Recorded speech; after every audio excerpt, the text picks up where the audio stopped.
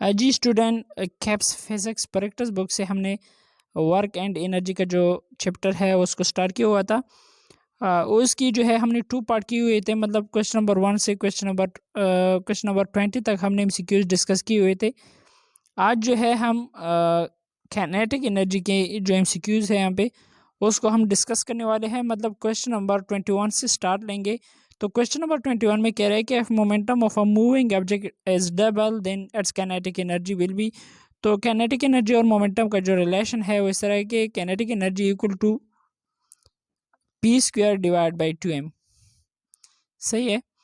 इसका मतलब ये है कि मोमेंटम का डबल होने की वजह से हमारे यहाँ काइनेटिक एनर्जी 4 टाइम हो जाएगी।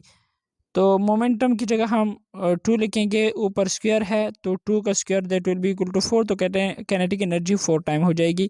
तो क्वेश्चन नंबर 21 का करेक्ट ऑप्शन हमारे यहाँ है ऑप्शन सी। अच्छा, क्वेश्चन नंबर 22 इसमें कह रहा है कि the momentum and kinetic energy of a ball as numerically equal, the numerical value of velocity is what. इसका मतलब ये है, हमें कंडीशन में ये दिए गए है कि जो मोमेंटम है और जो काइनेटिक एनर्जी है वो क्या है, वो न्यूमेरिकली इक्वल है, जबकि हमें फाइंड करनी है velocity, numerical value of velocity. तो सिंपल है, मोमेंटम किसके बराबर है, mv के बराबर है, और kinetic energy half mv square है, हाफ mv स्क्वायर है, सिंपल है। अच्छा, तो हम इस तरह करेंगे कि m और m को कट करेंगे, m और m जो है ये कट हुआ। ओके, तो हमारे यहाँ जो नेट आंसर हो गया, सॉरी ये एम वी है, मोमेंटम की जगह हमने क्या लेके आए यहाँ पे यार, ये mv है, mv, क्योंकि मोमेंटम mv के बराबर है, mv will be equal to half mv square. तो मास और मास कट हुआ, v यहाँ पे है, और यहाँ पे देखिए आप हाफ वी स्क्वायर रह गया। तो हम इस तरह करेंगे कि इस 2 को इस साइड पे लेके जाएंगे, तो इस तरह हो जाएगा कि 2v will be equal to v square. एक v के साथ कट हुआ, तो v will be equal to 2 metre और पर सेकेंड। तो हमारा करेक्ट ऑप्शन जो है इसका क्वेश्चन नंबर 22 का वो ऑप्शन बी है। क्वेश्चन नंबर 23 इसमें क्या रहेगा, kinetic energy of a body moving with speed of 10 metre per second is 30 joule.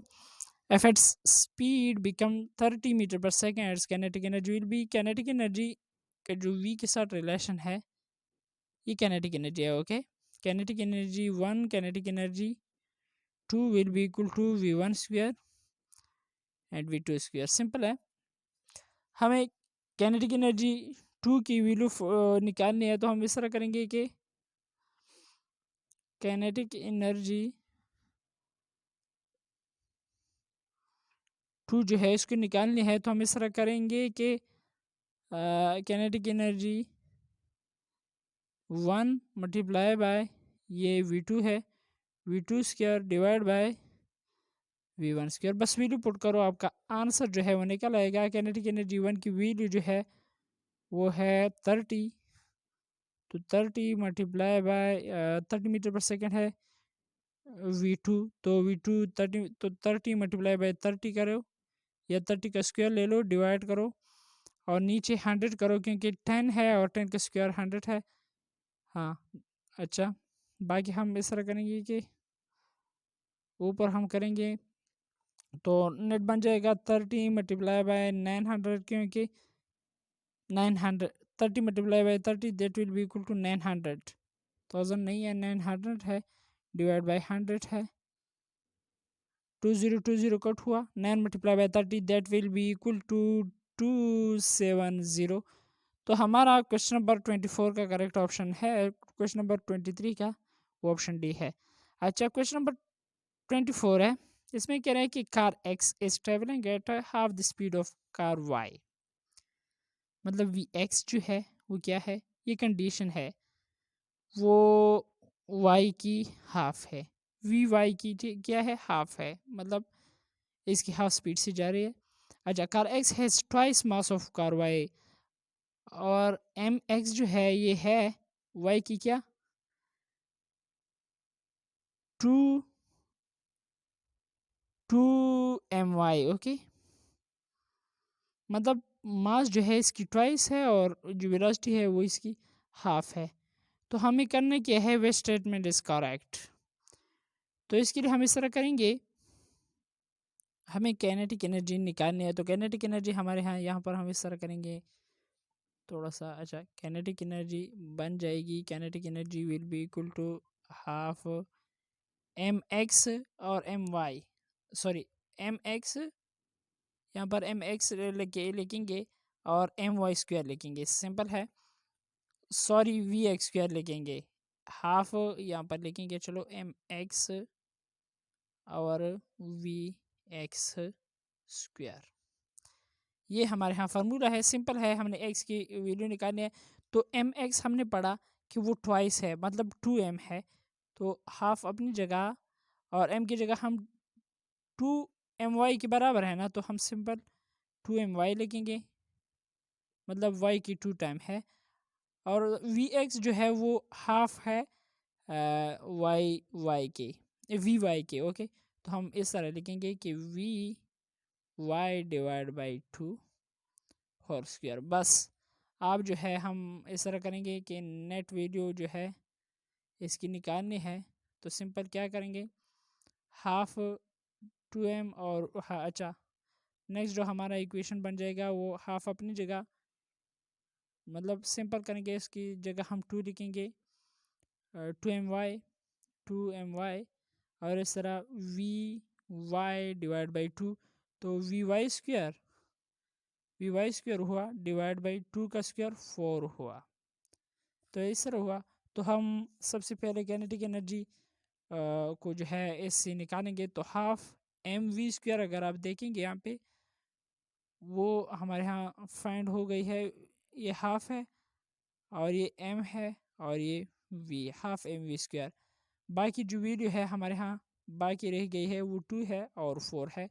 तो इन तीनों की जगह जो है हम काइनेटिक एनर्जी 1 लिखेंगे, सिंपल है, क्योंकि काइनेटिक एनर्जी 1 के बराबर है ना ये टर्म।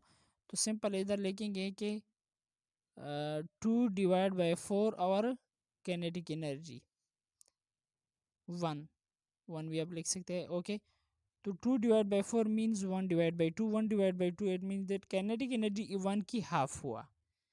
इसका जो नेट आंसर हमारे यहाँ निकल आया वो ये है कि काइनेटिक एनर्जी 1 की जो है वो हाफ हुआ। अच्छा, तो अब जो है हम करेक्ट ऑप्शन की तरफ चलेंगे।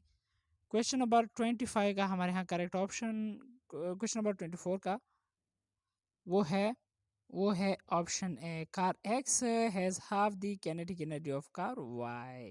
तो option A is the correct option. उम्मीद है आपको समझ आ गया हो। क्वेश्चन नंबर 25 है, इसमें कह रहे हैं कि a ball of mass 2 kg and another of mass 4 kg are dropped together from a 60 feet tall building after a fall of 30 feet each towards earth. Their respective kinetic energies will be in the ratio of। तो simple है, इसकी जो है अगर आप देखें height दोनों body के लिए सेम है। यहाँ पर देखिए हाइट दोनों बॉडी के लिए सेम है। जब हाइट सेम है तो इट मीन सेम स्पीड से आ रहा हो तो स्पीड भी सेम होगा। तो simple kinetic energy 1 divide by kinetic energy 2 की हम रेशियो लेंगे। Kinetic energy 1 divide by kinetic energy 2, kinetic energy 1 भी बराबर है half m v square, m1 v square, क्योंकि दोनों के लिए हमने पढ़ा ना कि हमने बताया कि वी जो है स्पीड जो है वो सेम है। मैंने इससे पहले आपको बताया कि वी जो है वो सेम है क्योंकि हाइट सेम है। तो हाफ m1, तो मास तो डिफरेंट है लेकिन स्पीड सेम है, तो वी स्क्वायर हुआ और नीचे जो है हाफ m2 वी स्क्वायर। तो वी और वी कट हो जाएंगे, वी और वी कट हुए, मास हाफ और हाफ भी का कट हुए। सिंपल है, मास 1 और मास 2 मतलब 2 divide by 4 that will be equal to 1 divide by 2, 1:2 हमारा करेक्ट ऑप्शन है यहाँ पे। तो option c is the correct option.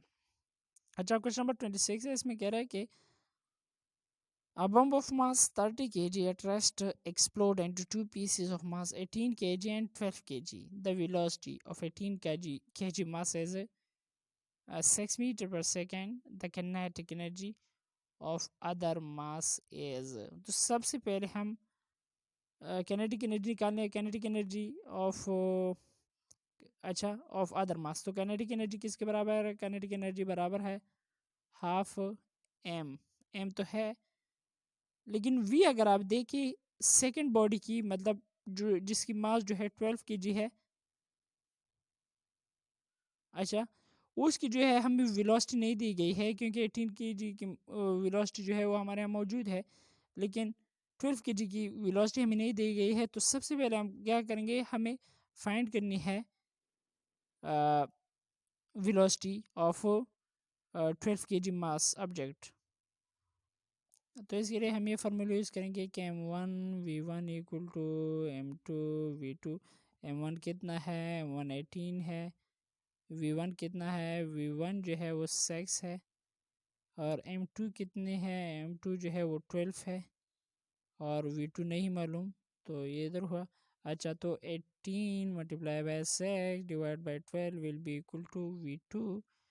तो क्या हो जाएगा? ये 2 हो जाएगा और ये 1 हुआ. और 18 divide by 2 that will be equal to 9. तो बस वैल्यू पुट करेंगे, बाकी फार्मूला हमारे यहाँ मौजूद है. किनेटिक एनर्जी जो है बराबर है हाफ एम कितनी है? एम 12 है, मल्टीप्लाई बाय 9 स्क्वायर. 9 स्क्वायर क्योंकि वी स्क्वायर है. अच्छा, तो 9 स्क्वायर 12 है. 6 ओके, तो 6 मल्टीप्लाई बाय 9 का स्क्वायर 81 है. तो इसका नेट आंसर जो हमारे यहाँ बनता है वो बनता है कि यहाँ पर 6 486 हमारा करेक्ट आंसर है. अच्छा, तो क्वेश्चन नंबर 26 का करेक्ट ऑप्शन बी है. क्वेश्चन नंबर 27 इसमें कह रहा है कि the kinetic energy acquired by a body of mass m is traveling some distance is starting from rest under the action of a constant force is directly proportional to. तो student single body के लिए हमारे यहाँ kinetic energy मास पे depend नहीं करता, क्योंकि मास तो सेम ही होगा, जबकि इन वेलोसिटी पे डिपेंड करता है, क्योंकि वेलोसिटी डिफरेंट हो सकती है, वो चेंज हो सकती है. तो वी स्क्वायर के साथ काइनेटिक एनर्जी का रिलेशन हो जाएगा. तो इसमें जो है वी स्क्वायर का ऑप्शन है ही नहीं, तो सिर्फ यहाँ पर ऑप्शन ए को अगर आप देख ले एम नॉट मतलब एम ज़ीरो, तो इसका मतलब ये है कि मास जो है वो ज़ीरो है, मतलब मास पे डिपेंड नहीं करता. तो इसलिए हमारा करेक्ट ऑप्शन जो है वो ऑप्शन ए हो सकता है, एम की पावर 0. अच्छा, क्वेश्चन नंबर 28 इसमें कह रहा है कि when a force and displacement are in the same direction the kinetic energy of the body. इसका करेक्ट ऑप्शन इंक्रीजेस है, क्योंकि increase in kinetic energy will be equal to work done, और work done हमारे यहाँ बराबर है force multiply by force and displace force dot displacement के बराबर है.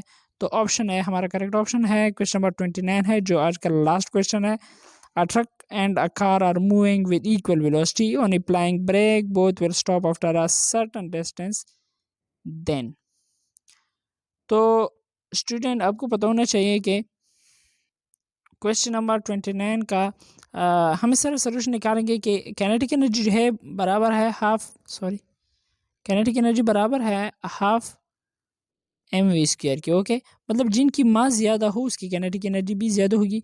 तो यहाँ पर कार की काइनेटिक एनर्जी ज़्यादा है, ट्रक की काइनेटिक एनर्जी ज़्यादा है कार से. तो अगर हम सेम फोर्स के साथ ब्रेक जो है अप्लाई करेंगे, तो car will cover less distance before stopping. तो इसलिए हमारा करेक्ट ऑप्शन जो है वो है ऑप्शन बी. तो ये थी आज की हमारी वीडियो. अगर आपको अच्छी लगी हो तो please subscribe to my channel. Thanks for watching.